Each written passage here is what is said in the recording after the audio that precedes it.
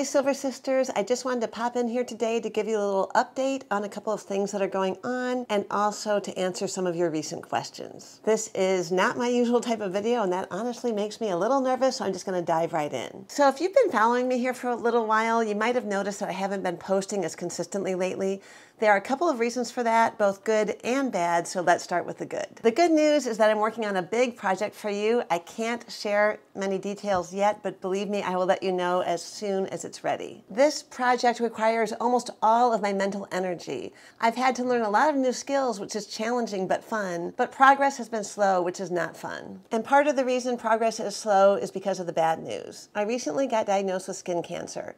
It's on my nose, and they have reassured me that it's not a deadly form of skin cancer. I don't want to share what kind of skin cancer it is because my anxiety is through the roof, and if somebody in the comments happens to mention that their uncle died of this particular strain of skin cancer, I will honestly freak out more than I already am, and so I don't want to open that can of worms. Anyway, I'm nervous talking about it, so I'm going to have some coffee to calm my nerves. Haha. In any case, I was given the option of surgery or radiation, and because of where the skin cancer is located, it's in a difficult area to reach, and because of the really bad way that my skin reacts to incisions, we decided to go with radiation. Since the doctor reassured me it wasn't deadly and they didn't think my side effects would be too severe, I wasn't concerned, which is a new feeling for me. I actually felt fine about it. But going to the cancer center 3 times a week for the next 6 weeks and seeing the word cancer plastered on every wall, on every pamphlet, on my parking pass, and being assigned a social worker, and on top of that having some side effects that they weren't expecting, has sent me into a complete anxiety spiral. It's taking all of my energy just to get through the day, and I'm not sleeping well at night, which just makes anxiety worse if you've ever gone through it. So I'm not able to get much done on YouTube or on my blog, which stinks because I love being here for you. And honestly, selfishly, I get a kick out of doing it. It's fun. I'm trying to alleviate my anxiety through yoga, through extra exercise, through reading books that are calming, and through watching TV shows that are calming or fun. But it's not easy, it's a struggle. So if you have any tips on how to better manage anxiety when you're going through a rough patch in your life, I would love to hear them. Could you please go to the comment section below and let me know?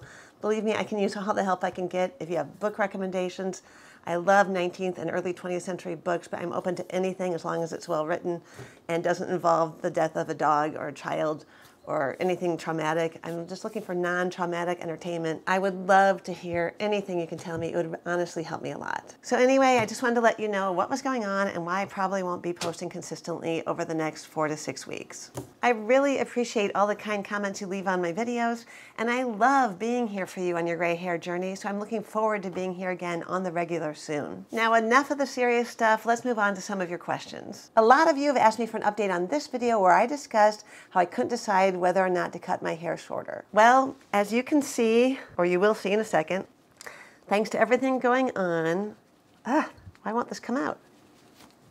I haven't been able to make much progress on that yet. Let me try to get my hair in order. Hold on, I'm gonna brush it because it's like a witch, as my mom would say. Okay, that feels much better. But even though I haven't gotten my hair cut yet, I did come to a decision, and here's what it is. Long hair with face framing layers and waves is still my absolute favorite style, and that's probably the one I'm going to be sticking with for a while. I'll probably just have my hairstylist chop off about 4 to 6 inches just to get rid of the dry, discolored ends. I came to this decision about keeping my longer hair after looking back at a lot of older pictures of me with bobbed hair and with shoulder length hair, and realizing and remembering how much trouble it took me to get my hair to behave the way I wanted it to in those styles. Also, I got so many nice compliments from all of you on my long silver hair that it just reinforced my decision to keep it long. So thank you for that. The only thing I'm going to do differently is something that Justin Hickox mentioned in one of his videos, which I will link in the video description box below. And that is I'm going to have my stylist not put layers in the back. I'm just going to have the face framing layers in front, and that's because sometimes when I have the layers in the back, it kind of poofs up back there, which I don't like. And also when I put my hair up, it makes all these extra loose ends and it drives me crazy. And I really do want to get better at wearing my hair up and having it look great. So that's the update for those of you who asked. I know it's probably very disappointing for some of you who wanted me to do something more exciting, but with everything going on in my life right now, I just don't want to make a big change. You know how sometimes when you make a big change, when you're going through a crisis, it makes you feel great, and other times it just makes the crisis worse?